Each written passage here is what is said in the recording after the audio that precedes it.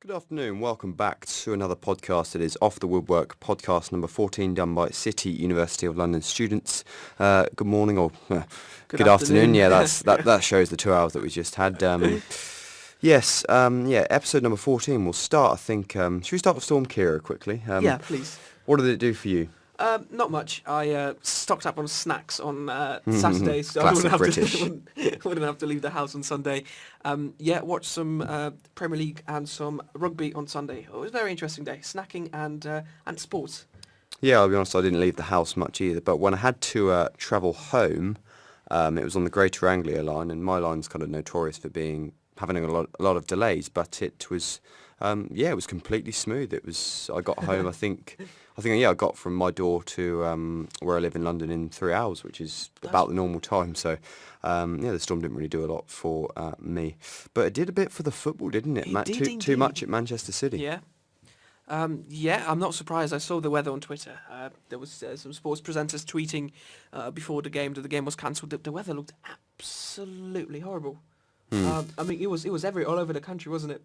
Yeah, we didn't have too many trees, I think, fall over in our area, but I guess there's always that. I see Wisbeach's stadium. Yeah, completely destroyed. No, but even walking to uni this morning, there was branches everywhere. There was pieces of cardboard and stuff all over the place. So it was windy indeed.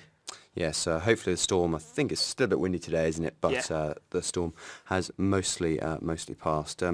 Okay, straight into the football. It is currently the 2-week Premier League winter break, so we only had a couple of matches this weekend. Everton 3, Crystal Palace 1, and Brighton 1, Watford 1. That was on Saturday. And Sheffield United 2, Bournemouth 1. That was on Sunday. And Sheffield United, Champions League. Do you know what? European competitions for Sheffield. They're currently sitting in 5th place. Was it 3 points behind Chelsea? Or something like that. They're doing ridiculously well. I mean, before the start of the season, no one was expecting Sheffield to be that high in the table. And we've got February now. So Yeah, I mean, as a Norwich fan, as having been promoted with them, I didn't expect their style of play to be very effective in the Premier League because they're kind of quite a defensive, kind of bullish sort of opposition. The football's not always amazing, but it's very effective, and I didn't think their defence would really do that well in the league. But they've adapted really well, and Chris Wilder's he's just found a winning formula. No team's been able to work them out. Talking of Sheffield's defence, they've only conceded 24 goals this season, which is only more than Liverpool in the whole league, because Liverpool have got 15 goals conceded and 60 scored. But that's a statement to their defence. They're doing very, very, very well. Yeah, fantastic season for them so far. And we did have some action in midweek, a few FA Cup replays, and it was a cracker, wasn't it, at the Tottenham Hotspur Stadium? Tottenham Hotspur versus Southampton. The game finished 3-2, but it was very, very intense indeed. Tottenham went ahead on 12 minutes thanks to an own goal from Stevens, only for Shane Long to equalise after 34 minutes of play. Then Southampton went ahead on 72 minutes thanks to Danny Ings, only for Lucas Moura to equalise 6 minutes earlier. And it looked like it was going to go to penalties, but it did not. Once again, Tottenham leaving it extremely late for their fans. Son Heung-min scoring on 87 minutes to send Tottenham into the next round. And the Lily Whites will face... Yes, Norwich City, another tie against Spurs. And we're glad to report we think we can go, don't we? Because it's on the Wednesday night and our assessment is actually on the Thursday. So fingers crossed I can get a ticket in either end for that, to be honest. But yes, that'll be a tough one to predict, I think, because I mean we could be realistically almost relegated by then. So that's true. And there's a bit of a different feeling about us in the cup because we've won 2 away games at Preston, then at Burnley. So I think they'll be a bit more fearless, and it depends. I think Jose should take it seriously, shouldn't he? Jose is taking everything seriously, especially his haircuts as well. I don't know if you've seen, he's shaved his hair completely off. I'm not sure if I was Jose, I'd go for that style because it doesn't particularly suit him. But as you've said, the game is very difficult to predict. who knows? It could be another Wigan situation that we had. Norwich City getting relegated and winning the FA Cup. Who European tour. European tour? Who knows? But yeah, talking of Jose taking things seriously, he for him there's no break.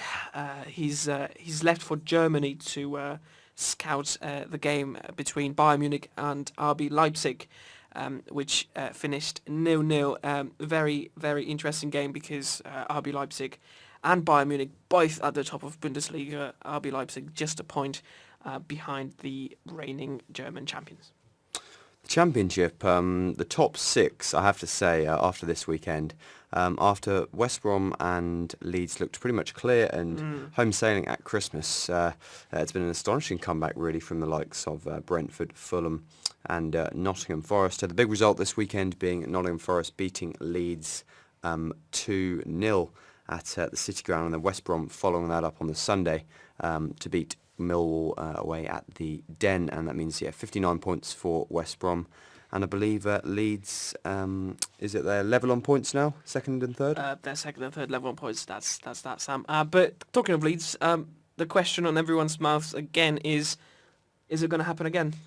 Are they going to bottle it? I think it is. They're in a big crisis at the moment, especially with their form, losing so many games and confidence of their team going down rapidly, and then also the other teams coming through, like Fulham are looking strong, Brentford are looking strong, Forest are looking strong, Preston are coming back in there, and it is now sort of the business end of the season, and Leeds just have all of those past kind of not failures. They've still made the playoffs, or past failures not to get in the top two. Still, it's just on their mind, and they can't seem to find a way to stop it. But that being said, there is plenty of time left in the season, and they are still second. So if they can get themselves back to winning ways, put a run together, who knows, the teams below them may drop off as well. Marathon, not a sprint, got to remember that. But the Championship never failing to excite. Six Nations this weekend. It was the second week of action. Just a reminder of what happened last week. France beat England, Ireland beat Scotland, and Wales beat Italy. And it was the clash between Ireland and Wales this week that was always going to catch the eye, and it was a win for the Irish. It was. They seem to be very good at home, don't they? Just such a strong home advantage team. That's true. They don't do particularly away, which is going to be a challenge for them in this competition. But at home, they just beat Wales 24-14. Good result, I'd say, for a brilliant result, especially considering that Wales are the reigning champions of the competition at the moment. A fantastic result for them. Definitely, it's going to push them on forwards. But the question is, how far they're going to get in the competition really depends on the away games that they play. Other results, we had Scotland versus England. England winning their second game 13-6. Yeah, it wasn't the prettiest game, was it? It was not. It was very difficult to watch it as well. And the last game, France versus Italy. France beating Italy 35-22 at home. Yeah, France looking very strong. I mean, if they can, obviously they've still got to play Ireland and Wales, and if they can beat one of those two, they realistically then have a chance. Maybe you'd fancy them for finally winning the Six Nations after so long. The French coach looked extremely confident at the Six Nations launch. So it was tough to digest because we know that France are not necessarily the strongest team in the Six Nations, but the way he was speaking and with what confidence, saying that the only successful tournament this year that they're going to have is if they win it, and they're doing that. It wasn't empty words. They are actually going for the victory in the tournament.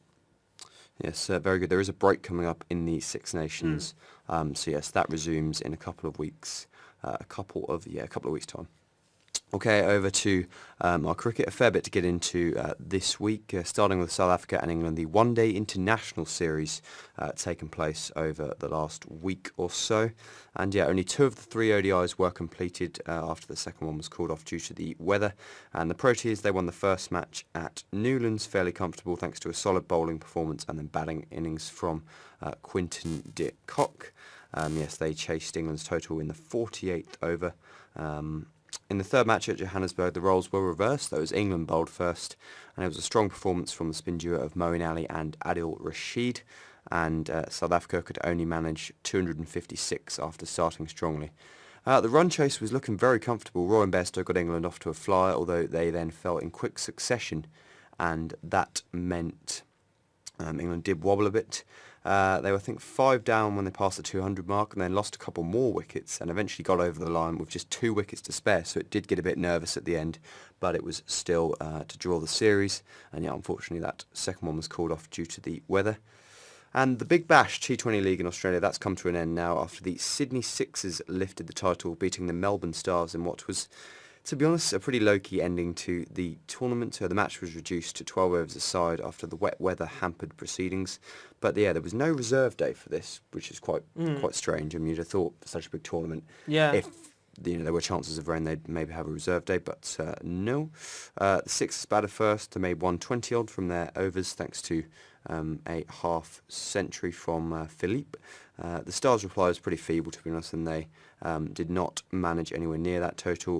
Gun players Marcus Stoinis and Glenn Maxwell both failed to make significant contributions and back up what were impressive tournaments for them.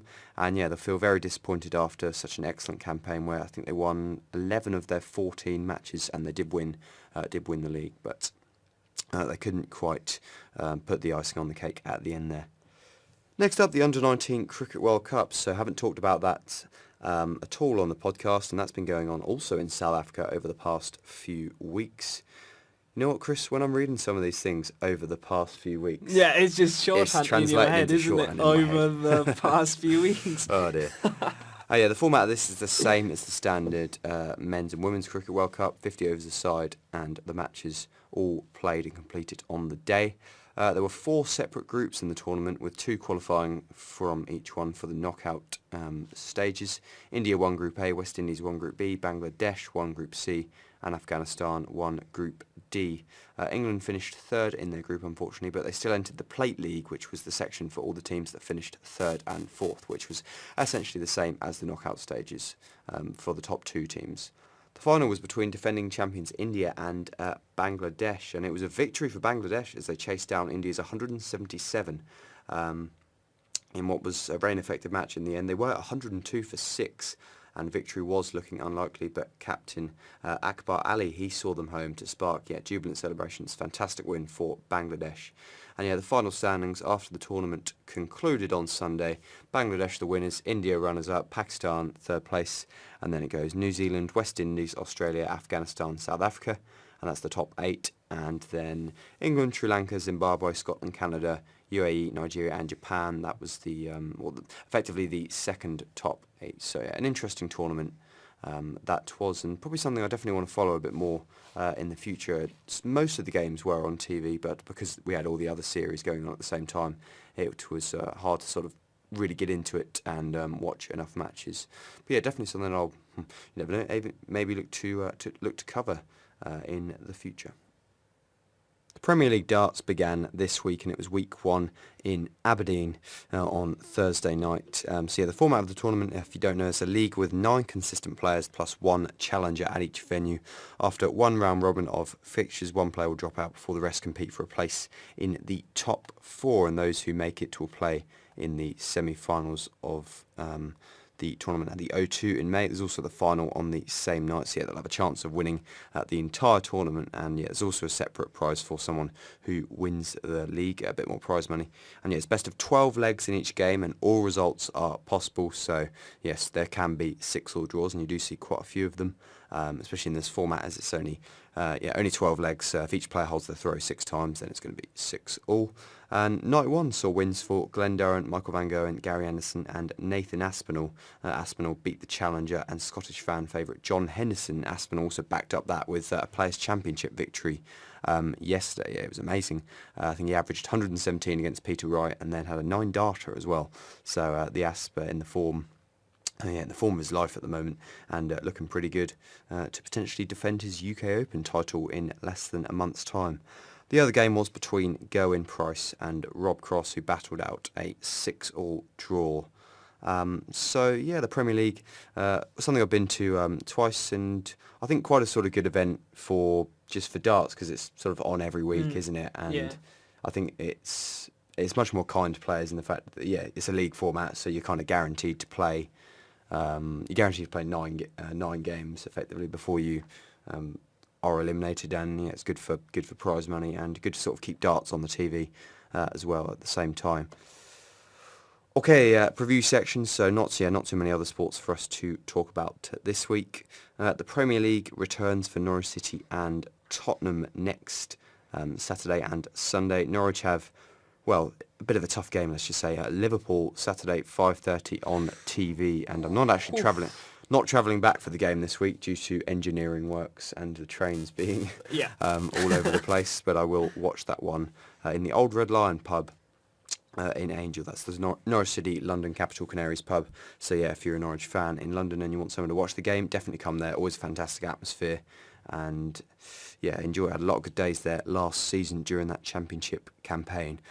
No real expectations for this match, although I guess who knows? You might be the first team to beat them. We're this bottom, season. Liverpool top. Liverpool haven't lost yet this season. You know, strange things. There aren't many stranger things that have happened than that, to be honest. Perhaps other than Leicester winning the league. But as long as we put in a good performance, there's no pressure on you. And you never know. Liverpool might be a bit complacent. I wouldn't expect them to be this season, but you never know what can happen on the day. But yeah, and an awkwardish game for Spurs. Aston Villa away. Yeah, it'll be a tough game at Villa Park.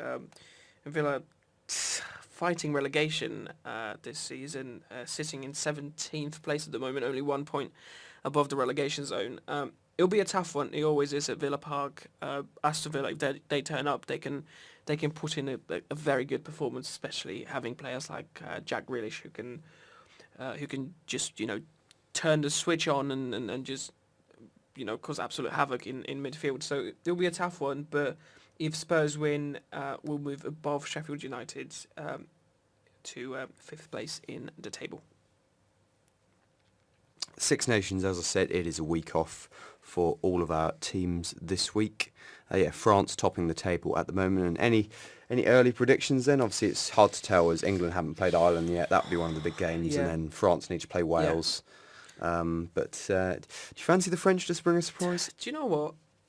I can see them, if they beat, as you said, if they beat Ireland or Wales. If they turn up, they can definitely beat them. They only seem to turn up against England. My prediction before the tournament was Scotland. That's gone out the window completely.